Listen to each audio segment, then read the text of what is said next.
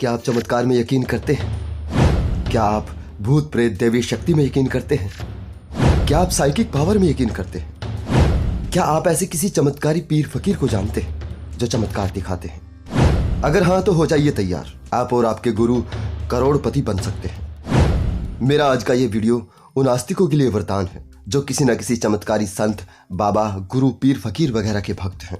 इस वीडियो के जरिए सभी तरह के अंधभक्तों के लिए एक ऐसा मौका रहेगा, वे अपने संत गुरु बाबाओं को विश्व गुरु बना सकते हैं और साथ ही करोड़ों रुपए के इनामों के साथ उन्हें नोबेल भी दिला सकते हैं। ये वीडियो उन लोगों के लिए भी एक गोल्डन चांस है जो ज्योतिषी को विज्ञान समझते हैं या तंत्र विद्या में विश्वास करते हैं, उन भविष्य वक्ताओं के लिए भी जो फुटपाथ पर बैठे ग्रहों की दिशा बदलने के दावे करते हैं, और साथ ही हमारे धतूरे यूट्यूबर भाइयों के लिए भी जो भूत प्रेत होने के दावे दिन रात करते हैं। वो भी अपनी तमाम आत्माओं, प्रेत आत्माओं सहित आकर करोड़ों रुपए के इनाम जीत सकते हैं। केबीसी के अमिताभ बच्चन भी आपको इतनी आसानी से करोड़पति नहीं बना सकते जितने आसान ऑप्शन आपके लिए मैं लेकर आया हूं। तो जरा भी देर न करते हुए शुरू करते हैं आज के इस वीडियो को।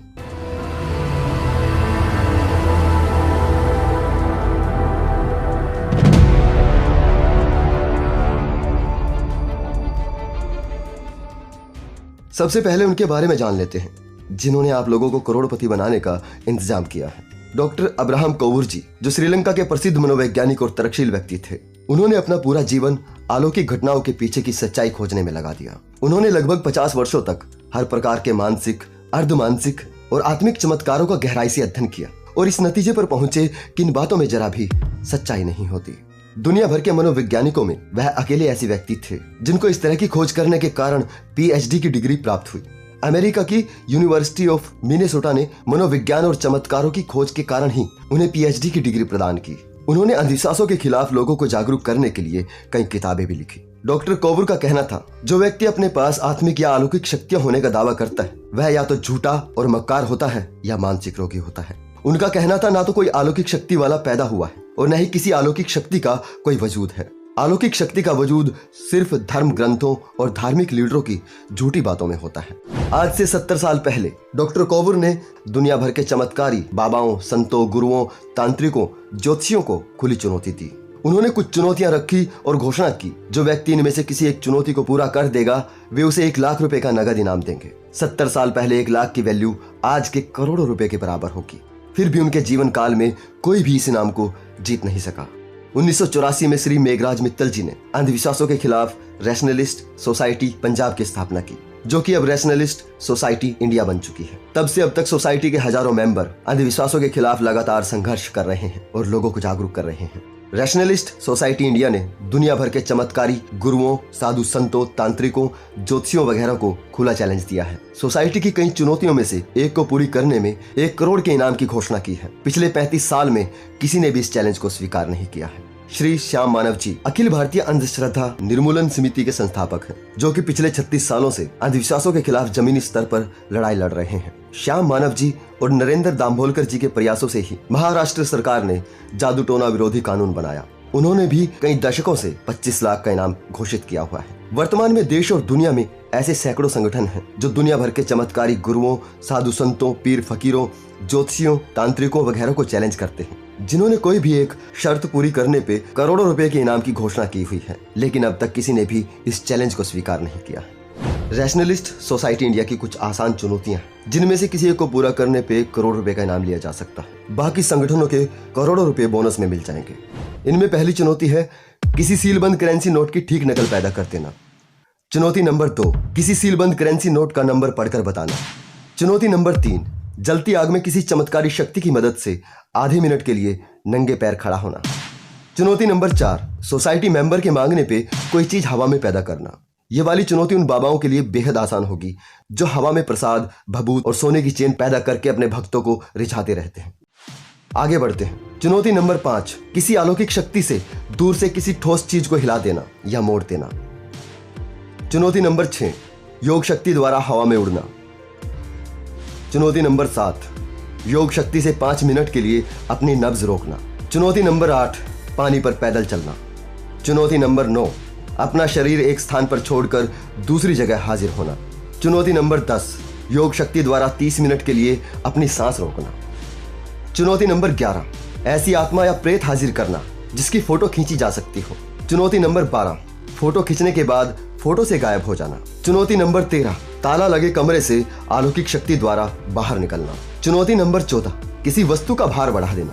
चुनौती नंबर 15, छिपाई गई चीज को खोज लेना। चुनौती नंबर 16, पानी को शराब या पेट्रोल में बदल देना। चुनौती नंबर 17, शराब को खून में बदल देना। चुनौती नंबर 18, सोसाइटी द्वारा दिए गए 10 हाथों की तस्वीरों या 10 ज्योतिषी पत्रिकाओं को देखकर आदमी और औरत की अलग अलग संख्या, जीवित और मृत लोगों की अलग अलग संख्या और उन सभी के जन्म का ठीक समय व स्थान अक्षांश रेखांश के साथ बता देना।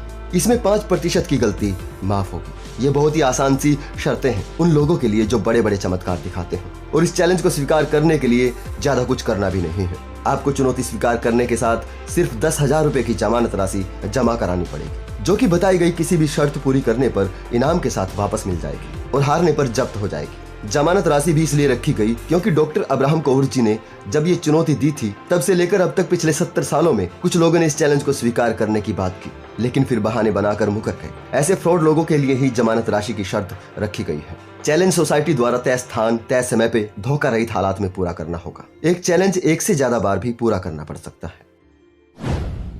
हमारे देश में सैकड़ों बाबे, संत, गुरु, पीर, फकीर हैं जो अपने आप को चमत्कारी शक्तियों के स्वामी बताते हैं। उनके भक्त उनके चमत्कारों की सैकड़ों कहानियां सुनाते हैं। देश भर में हजारों तांत्रिक, ज्योतिषी, हस्तरेखा विशेषज्ञ हैं जो हाथ की रेखाएं देखकर सब कुछ बता देने के दावे करते हैं। ये चुनौती उन सबके लिए है। कृपया इन चुनौतियों में से एक चुनौती को स्वीकार करें और करोड़ों रुपए के इनाम जीतें। ज्योतिष सम्राट बनने और विश्व गुरु बनने का सुनहरी मौका है और नोबेल की तो पूरी संभावना है ही।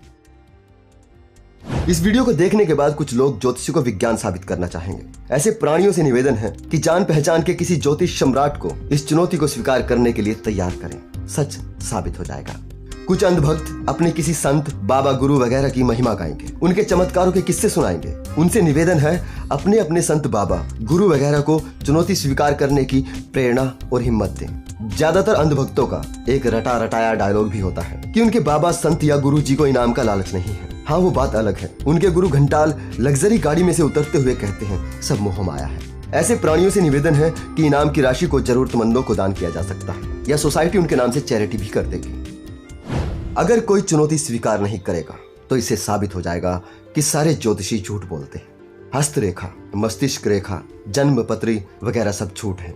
कोई अलौकिक शक्ति नहीं होती। ऊपर वाले के नाम पर सिर्फ झूठ बोला गया है। भूत प्रेत जैसी कोई चीज नहीं होती। धरती पे कोई चमत्कारी बाबा, संत, गुरु, पीर, फकीर वगैरह नहीं है। वर्तमान में कोई चमत्कार नहीं होता और न ही कभी अतीत में हुए हैं। आज की अफवाहों की तरह ही वे सदियों पुरानी अफवाहें और कहानियां ही थी।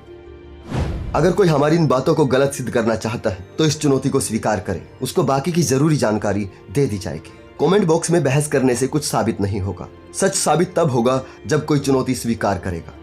लेकिन मैं जानता हूँ इनाम की राशि 100 करोड़ भी कर दी जाए तब भी कोई चुनौती को स्वीकार नहीं करेगा। अपने पुराने झूठ को बचाने के लिए नए झूठ बोले जाएंगे। झूठ का पर्दाफाश न हो जाए, इससे बचने के लिए झूठ पे नए पर्दे डाले जाएंगे। सच ये है कि ज्यादातर लोगों का आत्मिक बल बहुत कमजोर है। लोग सच सुनना समझना नहीं चाहते। सच को स्वीकार करने की हिम्मत नहीं है। सदियों पहले जब ज्ञान विज्ञान का प्रचार प्रसार नहीं था तब सच्चाई का किसी को पता नहीं था। तब कई कल्पनाएं की गई, कई तरह के झूठ गढ़े गए। झूठ पे विश्वास करते करते झूठ ने हमारे अवचेतन मन में गहरी जड़ें जमा ली। अब जब ज्ञान विज्ञान का प्रचार प्रसार हो रहा है, कोई भी सच्चाई को समझ जान सकता है, लेकिन अवचेतन मन का झूठ सच्चाई को झुठलाना ही चाहता है। ऐसे लोग जिनके लिए सदियों पुराना कोई झूठ ही उनका धर्म, मजहब है, झूठ ही उनकी पहचान है, स्वाभिमान और अभिमान है, जिनके लिए मनगढ़ंत झूठ ही गर्व और गौरव की बात है, ऐसे लोग दया के पात्र हैं। दया के पात्र मत बनिए। सच्चाई का सामना कीजिए, सच्चाई को स्वीकार कीजिए, अच्छे सच्चे समझदार इंसान बनिए। हमें तय करना है, हम किसी झूठ की रक्षा करते हुए झूठी जिंदगी जीना चाहते हैं या सच्चाई के साथ सच्ची जिंदगी जीना चाहते हैं। जो लोग अंधविश्वासों से बाहर निकले उन्होंने अपने देशों को जन्नत बना लिया। धार्मिक और अंधविश्वासी लोगों ने अपने देशों को दोजख बना लिया। हमें निश्चित करना होगा कि हम अपने देश को क्या बनाना चाहते हैं। धार्मिक जंजीरों को तोड़ दीजिए, अपनी सोच समझ को आजाद कीजिए, अंधविश्वासों की दलदल से बाहर निकलिए, साफ सुथरी जमीन पे खुली हवा में सांस लीजिए। जीवन सफल हो जाएगा, अपने अंदर ही जन्नत मिल जाएगी।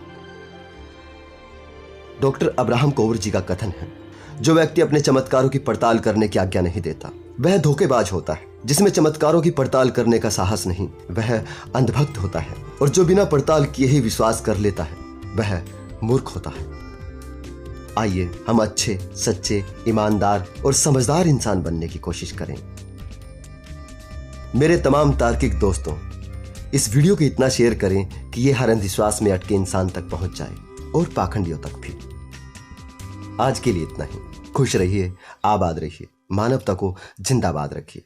जल्द ही मिलते हैं अगले वीडियो में। तब तक के लिए नमस्कार।